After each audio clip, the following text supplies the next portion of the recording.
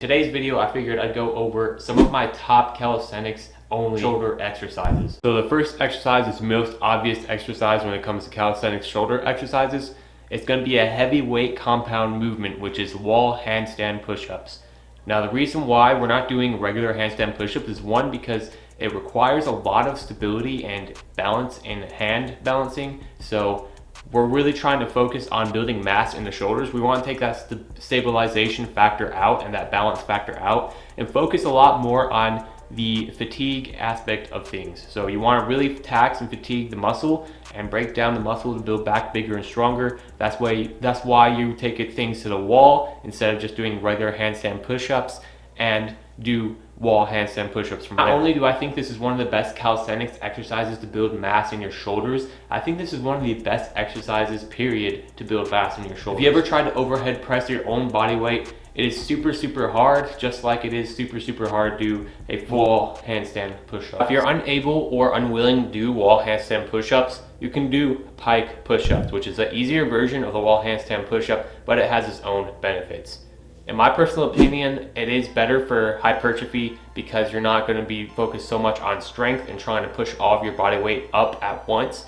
So I feel like this movement is necessary for even people who can do wall handstand push-ups, because you're going to be able to get more volume work in, and you're going to be able to fatigue and tax the muscles in a rep range that is perfect for hypertrophy. And I'll also adjust this based off the level you're at. So you can do regular pike push-ups, you can do knee pike push-ups, or you can even do elevated pike push-ups on a bench or on your bed, or whatever you have around you to use. You can use to elevate your feet and make the movement a lot more harder. Again, I feel like this is like the weightlifting equivalent to an overhead press. So you're just adjusting your body weight instead of adjusting an actual weight. Now, this next exercise might come as a surprise to some of you guys, which is pseudo planche push-ups. Now, a lot of these exercises I'm mentioning are obviously compound movements. The reason why I'm choosing compound movements is because that's really all we have when it comes to calisthenics.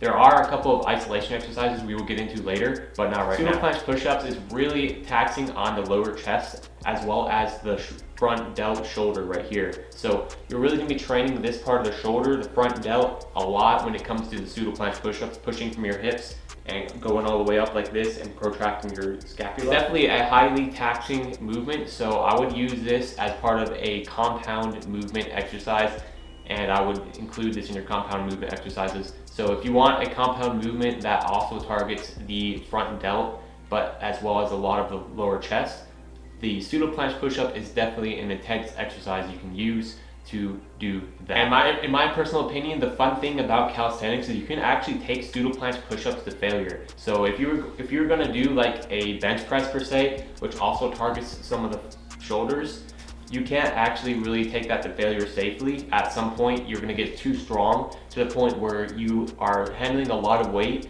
and it's dangerous to take that to failure. Now, of course, there are setups you can do with the bench, like you can adjust your safety bars to a certain level. That way it'll catch the bar when you go to failure, but it's a lot less convenient, in my personal opinion, when you can just take pseudo planche push-ups and even put weight on yourself to your pseudo planche push-ups and take those to failure. So it's a lot safer, in my personal opinion, that you're just going to be like, this is what it looks like when you go to failure, right? So you're going to be pushing from your hips right here, right?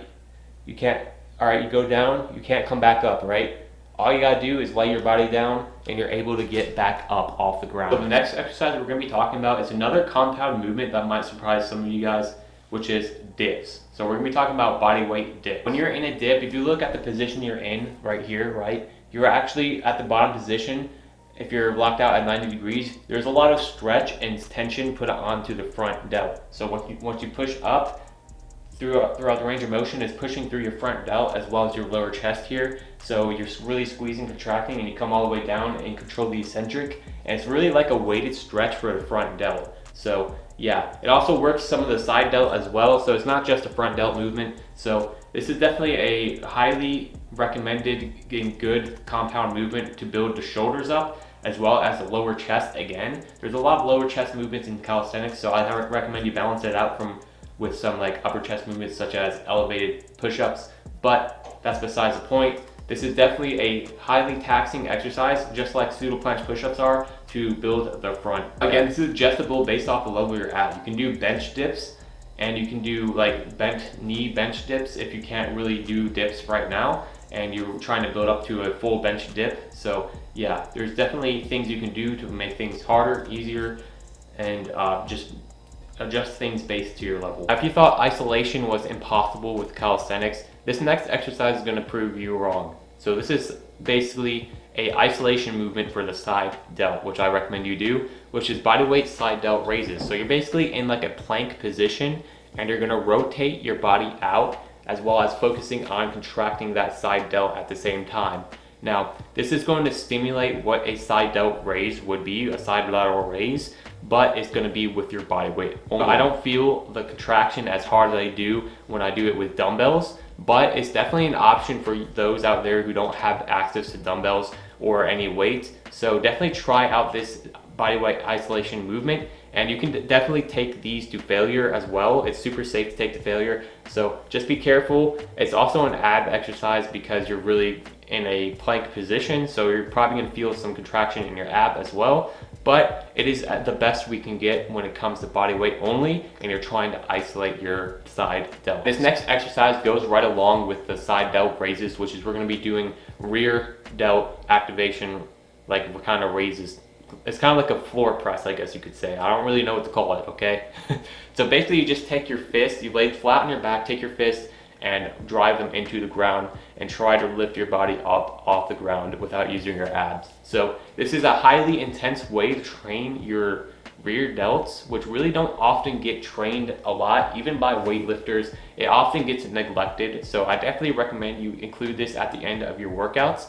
Just include like a set of 4 sets of 10 of these, I guess you could do. So definitely just use this exercise to work your rear delt, especially if you're not working your rear delt right now. Now, your rear delt will get worked a little bit in pulling exercises, like such as inverted rows, but it doesn't give it that activation it needs. So take these to failure if you want and grow those rear delts bigger and stronger and get that 3D delt. And now that you've made it to the end of this video, I have a little bit of a bonus content for you, which is I want to recommend that you go out and purchase some bands. So bands are actually relatively cheap depending on where you live. An extremely good piece of equipment for calisthenics athletes. So you can definitely take these bands right here. So I'll show you a little bit of an exercise you can do.